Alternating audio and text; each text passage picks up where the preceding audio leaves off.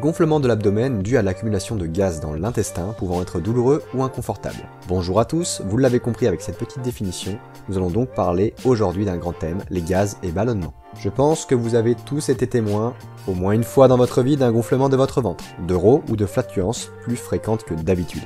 Nous allons donc éclaircir ces points pour savoir les causes des ballonnements et bien sûr les solutions pour les limiter s'ils sont inconfortables pour vous, ou si vous en avez marre d'avoir un ventre gonflé les 3/4 du temps. Alors c'est parti pour éclaircir tout ça. Pour pouvoir résoudre le problème, il faut savoir identifier d'où il vient, car le but n'est pas juste de calmer les symptômes, mais de comprendre pourquoi ils sont là. Donc question ouverte, d'où peuvent provenir les gaz qui entrent dans les ballonnements? Deux causes majeures sont retrouvées. L'ingestion de l'air ou aérophagie, ou encore la création d'air par fermentation. Commençons donc par l'aérophagie. Donc comment ça se fait que vous mangez de l'air? Il faut savoir que l'air peut être emprisonné de nombreuses manières durant la prise alimentaire, via des repas mangés trop rapidement, un manque de mastication souvent lié au premier point d'ailleurs, une respiration par la bouche ou un dialogue durant l'ingestion, un état de stress, d'anxiété ou de nervosité pendant les repas, une protège mal ajustée provoquant des difficultés de mastication, une hypersalivation qui a tendance à emprisonner les gaz, une tendance au reflux gastrique, sans oublier bien sûr les chewing-gums et les boissons gazeuses. Tous ces éléments sont susceptibles de vous faire avaler de l'air. Je pense que je n'ai pas besoin de m'attarder sur les solutions à ces problèmes car il s'agit juste de faire preuve de bon sens pour les trouver. Dans la grande majorité des cas, ces gaz partent directement sous forme d'éructation, donc de rots.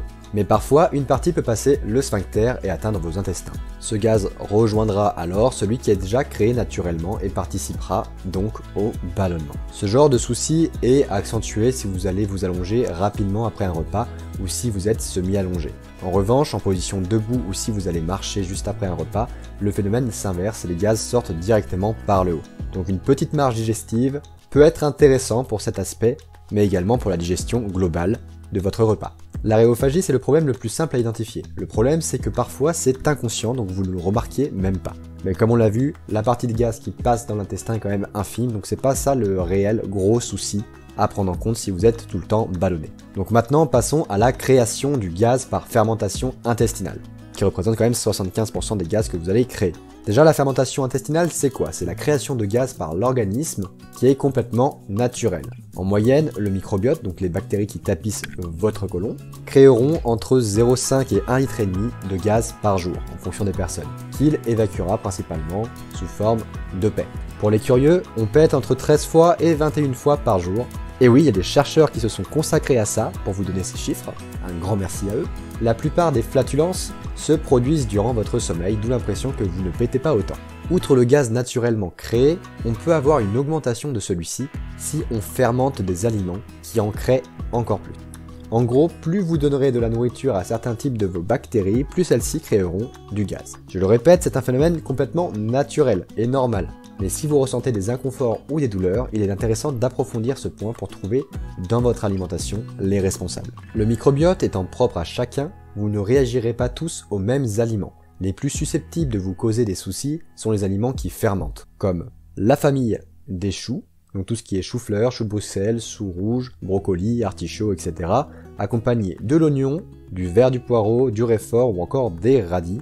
On pourrait également inclure les champignons, donc ça c'est pour la partie légumes qui peuvent fermenter. On retrouvera également les légumineuses, en raison de leur forte composition en fibres difficiles à digérer, surtout si vous n'avez pas encore l'habitude d'en manger, car le microbiote répond à vos habitudes alimentaires, donc si ces fibres sont toutes nouvelles pour vous, vous aurez du mal à les digérer. On trouvera donc les haricots, les lentilles, les fèves, les flageolets, les pois chiches, etc. Les recommandations de l'OMS proposent d'inclure de plus en plus de légumineuses dans nos assiettes, et c'est pour le mieux, mais vigilance à les incorporer progressivement dans vos habitudes, et pas sur tous les repas d'un coup. Comme je vous l'ai expliqué juste avant, il faut éduquer votre microbiote avant de le bombarder avec des nouvelles fibres qu'il n'arrivera pas à digérer, parce qu'il n'aura pas les bonnes bactéries pour répondre à la demande. Une surconsommation de fructose pourrait également créer une fermentation, donc les fruits seront à surveiller, surtout ceux qui fermentent comme le raisin, les cerises, les poires, les pommes par exemple, ce qui est logique vu qu'on fait à la base de l'alcool par fermentation avec ces fruits. C'est pareil pour votre côlon, il arrivera très facilement à les fermenter, encore plus si vous avez un transit lent ou si vous êtes constipé. mais ça on en reparlera après dans la partie pathologie. On dénombrera également les fruits oléagineux et les graines, qui sont d'ailleurs très à la mode en ce moment, donc faites vraiment attention, elles peuvent créer des ballonnements et même potentiellement des irritations de l'intestin s'il y a une petite graine par exemple qui se loge où il ne faut pas. Donc bien les mastiquer et les surveiller.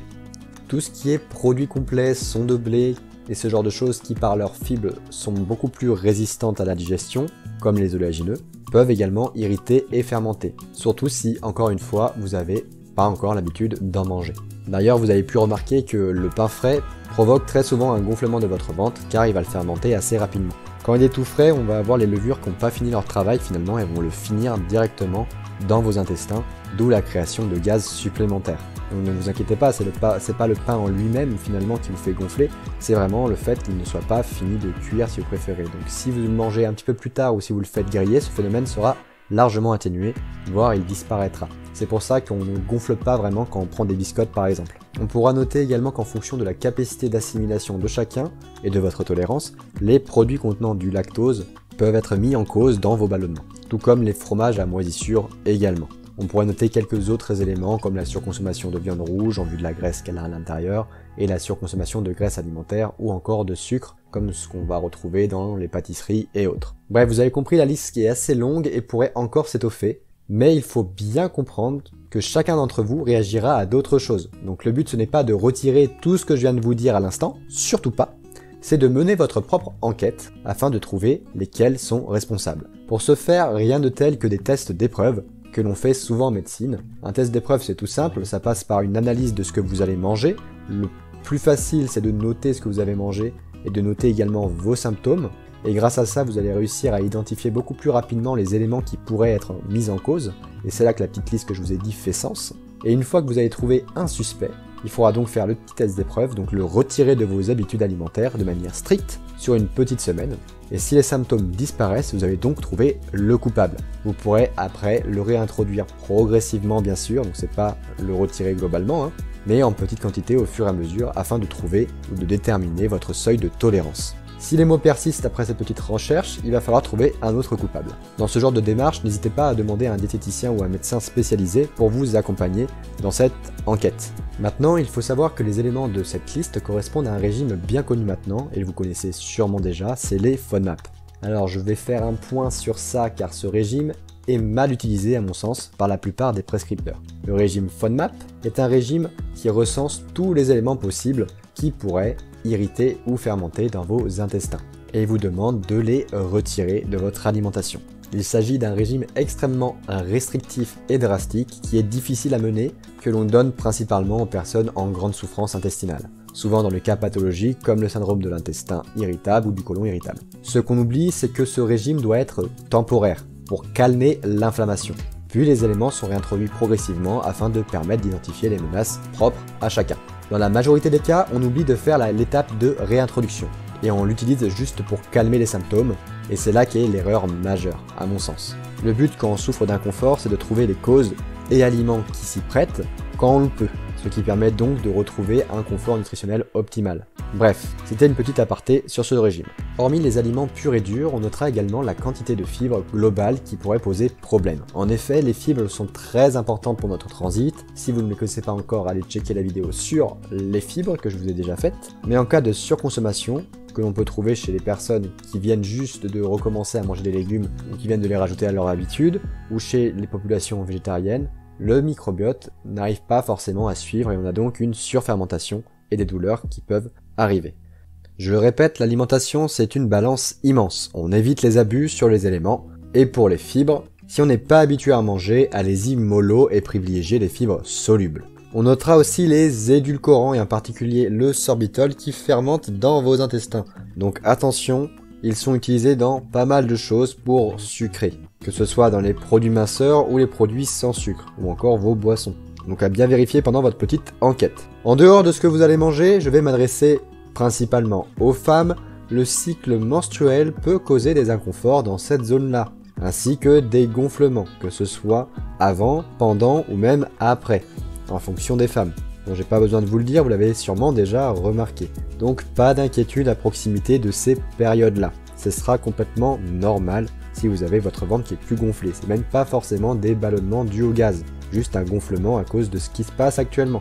D'ailleurs, pour un point de vue organique, il faut penser également, pour ceux qui sont très tatillons avec le volume de leur ventre, qu'un gonflement n'est pas forcément dû au gaz. Ça peut être juste un gonflement parce que du coup, en fin de journée, vous avez un tassement finalement de vos organes vers le bas, ce qui est complètement normal, vous serez forcément plus plat le matin que le soir, ou encore juste à cause d'une vessie qui est pleine. Elle se situe à cet endroit-là, ne l'oubliez pas. Ou encore si vous avez vraiment mangé pas mal de fibres ou un gros volume et qu'actuellement vous avez énormément de sel qui est situé dans le côlon. Ça reste logique, mais des fois on oublie ce genre de phénomène quand on veut forcément à tout prix avoir un ventre plat tout le temps. On notera également que pour les femmes enceintes, les ballonnements peuvent être la résultante du poids du fœtus sur vos intestins, que ce soit par la compression ou encore juste par l'augmentation de l'alimentation en fibres dans cette période-là de votre vie, qui forcément augmentera les ballonnements. Donc ça, c'est à garder à l'esprit. Pour les femmes enceintes, les ballonnements sont quelque chose d'assez courant. Avant de glisser doucement vers les pathologies, je pense qu'il est important de préciser que la science n'est pas encore unanime sur le fait que les gaz peuvent provoquer des douleurs. Pour les gonflements, ça c'est ok, sauf s'ils sont subjectifs, parce que des fois on va avoir l'impression d'avoir un ventre gonflé, mais quand on le mesure avec un mètre ruban, notre ventre n'est pas plus gros que d'habitude. Donc les gaz peuvent effectivement provoquer des gonflements. Faut voir un peu vos intestins comme un accordéon finalement que vous allez gonfler, ou une cornemuse. Mais pour ce qui est de la douleur, il serait plutôt plus pertinent de parler de sensibilité intestinale à vos propres gaz. Parce que l'on retrouve principalement des sensibilités, que votre ventre soit gonflé ou pas finalement, juste avec des gaz en quantité normale. On peut identifier ce phénomène-là à une hypersensibilité de la muqueuse intestinale. Hors de cette hypersensibilité, on va trouver pas mal de pathologies qui peuvent être concernées. C'est pourquoi je vais vous en toucher quelques mots car ça peut être très intéressant de les avoir à l'esprit, histoire de pas les louper si jamais vous en avez une. La pathologie, ou plutôt le trouble mécanique le plus souvent incriminé, c'est la constipation. Qu'elle soit induite par un manque d'hydratation, une motricité du côlon lent ou réduit, un blocage fonctionnel, le stress ou encore un manque de fibres ou de volume alimentaire. Effectivement, si vous mettez 4 jours à sortir vos selles, elles ont largement le temps de fermenter plus longtemps dans votre côlon et provoquer donc plus de gaz. C'est la logique même. J'ai fait une vidéo détaillée sur la constipation, donc si vous êtes concerné par ce problème, je vous la mets en description, donc ne la loupez pas, elle pourra vous aider à résoudre cet inconfort. On retrouve d'ailleurs souvent ce problème chez les personnes qui ne mangent pas beaucoup, y compris dans le cadre de troubles du comportement alimentaire, chez les personnes anorexiques par exemple. On trouve énormément de gonflements chez les personnes souffrant d'anorexie, car d'un côté on va avoir une surfermentation via un faible volume alimentaire ou en fonction de ce qu'elles vont manger, mais ces gonflements vont être accentués par le stress à la vue de leur ventre qui gonfle. Le stress accentue le problème, un cercle vicieux comme on les aime. Donc pour une personne qui a peur de prendre du ventre ou de prendre du poids en général, voir cette partie de son corps qui augmente crée énormément de stress qui justement entretient ce cycle. Pour le stress, malheureusement, la nutrition est loin d'être salvatrice sur ce plan-là, donc orientez-vous plutôt vers des psychologues spécialisés ou des sophrologues pour vous accompagner si besoin. Souvent, l'axe numéro 1 pour améliorer vos ballonnements sera donc de mettre fin à votre constipation qui emprisonne ces gaz dans vos intestins, si vous en souffrez bien évidemment. Rappel, la constipation peut parfois être compliquée à repérer, car parfois vous allez quand même aller souvent aux toilettes, mais la quantité excrétée n'est pas complète ou encore trop faible. Cela reste donc de la constipation, donc n'oubliez pas de checker la vidéo sur le sujet, et de regarder si le volume qui sort est cohérent avec ce que vous allez manger. Autre pathologie, ce sont les problèmes de malabsorption, que ce soit par l'amylase, donc l'enzyme qui décompose vos glucides, qui commence directement par la mastication, ou encore très souvent un déficit en lactase qui peut provoquer une intolérance au lactose. On retrouvera également les défauts de sécrétion finalement du pancréas ou encore les difficultés durant la vidange gastrique. Dans tous ces cas, la digestion se passe mal et on aura donc potentiellement des ballonnements et des douleurs. Il est donc important de les identifier et d'en traiter la cause si vous êtes concerné. On retrouvera souvent des diarrhées, des stéatorées, donc des graisses dans les selles, dans les cas de malabsorption et également des pertes de poids non voulues. Et dans le cadre d'un problème de vidange de l'estomac, les nausées, un sentiment de plénitude, donc de satiété très rapide, voire même des vomissements, doivent vous alerter. Une intolérance ou un problème d'intoxication de toute manière arriveront toujours à proximité de l'ingestion des aliments concernés. Cela peut donc être un repère durant vos enquêtes. Pour continuer, on pourra également avoir une dysbiose, donc un déséquilibre de votre flore intestinale, qui peut également induire du coup cette fermentation. Ce genre de problème est de plus en plus courant, et de plus en plus étudié par les chercheurs. Le problème, c'est que, vu la singularité de chacun, et du nombre de bactéries possibles, il est très dur à l'heure actuelle de savoir qui est bon, qui est mauvais, et de trouver des traitements du microbiote pertinents sans pour autant utiliser des compléments à spectre large. Une alimentation équilibrée et surtout variée reste la solution la plus pertinente pour entretenir la santé de votre microbiote actuellement. Donc pensez bien à rajouter de la variété et des fibres dans votre alimentation. Pour la majorité des pathologies qui vont suivre à présent, si vous avez des douleurs abdominales et pas juste un ballonnement, donc un gonflement, et que cela perdure ou revient régulièrement, allez consulter. Pour les symptômes d'alarme, donc là il faut vraiment que vous alliez chez le médecin, c'est le sang dans les selles, l'amaigrissement non volontaire et la sensation de gaz dans le thorax. S'il y a un des trois qui se passe, consultez dans les plus brefs délais votre médecin, c'est important. Je vais donc simplement vous lister les pathologies qui pourraient être concernées, car la vidéo est déjà suffisamment longue et chacune des pathologies qui vont suivre pourrait avoir leur propre vidéo sur leurs causes propres et également les solutions nutritionnelles adaptées. Donc les plus connus seront bien sûr les colopathies fonctionnelles comme le syndrome du côlon irritable, le syndrome de l'intestin irritable, les maladies cœliaques, donc l'intolérance au gluten dans sa forme véritable. On pourra ajouter à cette liste le diabète via son atteinte sur l'autonomie viscérale, l'endométriose, la constipation chronique dont nous avons déjà brièvement parlé, sans oublier les maladies de malabsorption, les problèmes de vidange gastrique, la dysbiose, les parasites, les bactéries, les champignons, certains médicaments ou opiacés, l'hypersensibilité intestinale, et on n'oubliera pas le stress, qui n'est pas une pathologie en soi, mais qui est une cause non négligeable de ce trouble, en vue de son action sur la contraction des muscles lisses. Je pense que nous avons donc fait un bon tour sur les ballonnements et les causes qui peuvent les déclencher. Vous avez pu comprendre que les solutions sont propres aux causes qui vous sont personnelles, et le meilleur des réflexes, c'est d'avoir du bon sens et de mener son propre enquête sur son habitude alimentaire. On pourra noter également que certains compléments pourraient être utilisés, comme le psyllium, donc les fibres solubles, utilisées contre la constipation par exemple, mais attention, cela peut provoquer un effet inverse si la constipation n'était pas la cause ou la seule cause. Donc prudence sur l'automédication, qui peut parfois, même souvent, être contre-productif et foncièrement non intéressante. Le charbon, en vue de ses vertus de captation, pourra vous aider dans certains cas, en particulier quand il y a beaucoup de flatulences, mais attention à le prendre très loin des traitements et encore des repas riches en nutriments, car le charbon absorbe tout.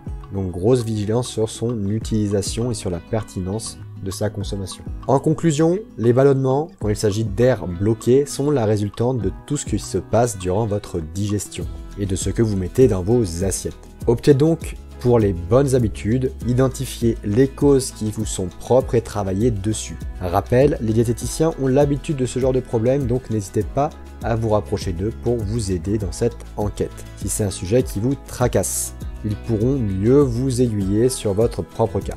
Et si on devait garder 5 conseils primordiaux à appliquer pour lutter contre ce phénomène, ça serait prendre le temps de manger et de mastiquer correctement, bien s'hydrater, 1,5 litre minimum par jour sans prendre en compte ce que vous buvez pendant une activité physique ou encore le thé et les cafés. Bouger, ne restez pas bloqué en position assise qui n'est pas la plus propice au bon déroulement du transit, donc n'oubliez pas de rester actif. Vérifiez que vous n'êtes pas constipé, c'est quand même un point majeur. Et enfin, gardez un œil sur ce que vous mangez, s'il y a une récurrence sur des éléments qui fermentent et qui vous font des douleurs. Parfois, il sera extrêmement simple de les identifier. Sur ce, j'espère que cette vidéo vous a plu. Le format long reste un long travail de création, donc n'oublie pas de liker et de partager, cela m'encouragera à continuer de produire ces vidéos sur mon temps libre. On aurait encore beaucoup de choses à dire sur ce sujet-là, donc n'hésitez pas à compléter en commentaire si des astuces ou des éléments pourraient améliorer ce récap. Merci beaucoup d'être resté jusqu'à la fin de la vidéo, et sur ce, mange bien, bouge bien, dors bien, tchuss!